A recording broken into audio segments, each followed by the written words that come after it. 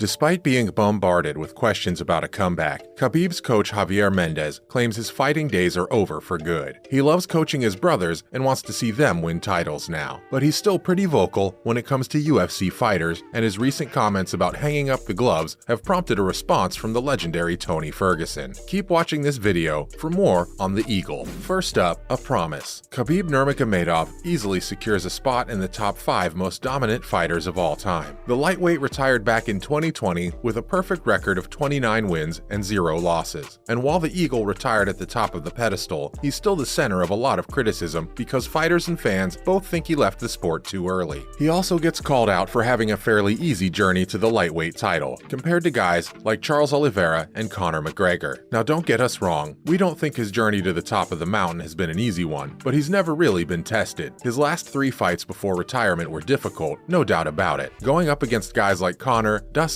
and Justin is a terrifying task for any fighter. But the way he dominated them proved he was on another level. Was he good enough to beat someone like Charles though? Or what about Volkanovski? What if he jumped up a weight class to fight the Eagle? Would Khabib still be able to put on a stylish performance inside the cage? Guess we'll never find out, since he's hung up the gloves for good now. After his last fight against the highlight Justin Gaethje, he announced his retirement because of a promise he made to his mother. So we don't really think there's anything that could get him to come out of retirement and fight again.